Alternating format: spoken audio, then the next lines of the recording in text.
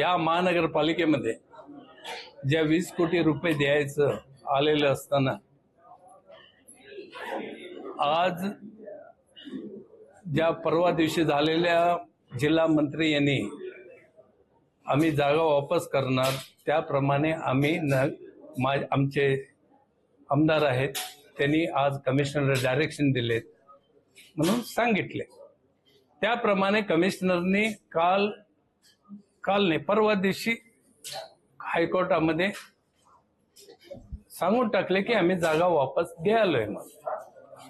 वापस द्यायला म्हटल्यानंतर कोर्टाने विचारलं तुम्हाला पैसे देता येत नाही, तुम्ही जागा वापस देणार असेल तर द्या, आम्ही जागा त्यांना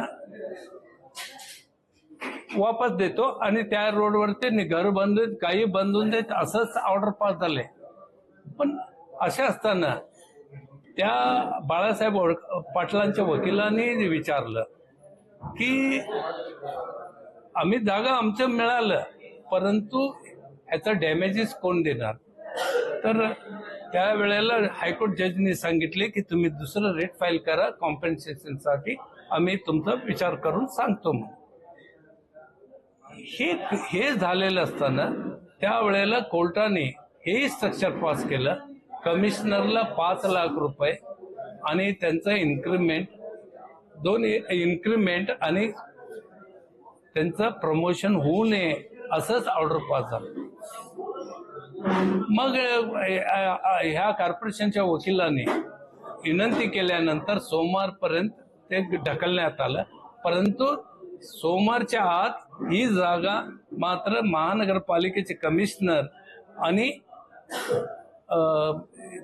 या उपविभागाधिकारी लँड एक्विजिशनचे या दोघांनी समक्ष जाऊन त्यांना त्या जागेवरती त्या जागा त्यांना उपलब्ध करून द्या आणि तसं रिपोर्ट करा म्हणून कोर्टाने सांगितले।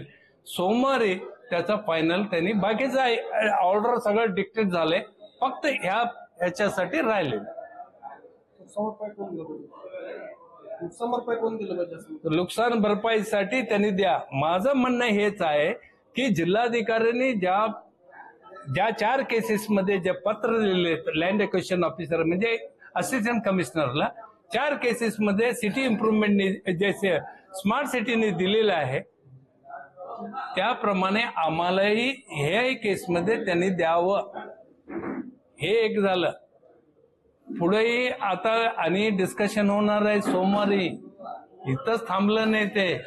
ज्या स्मार्ट सिटीने ज्या पैसा खर्च केलेले आहेत ह्या पब्लिकचा पैसा, ह्या पब्लिकचा पैसा तुम्ही आज जे खर्च केलेलं आहे इलिगली त्याचं काय, त्याचं आर्ग्युमेंट करण्यासाठी बाळासाहेब वकिलांच्या कडून आर्ग्युमेंट होणार आहे, त्यानंतर डिस्कशन।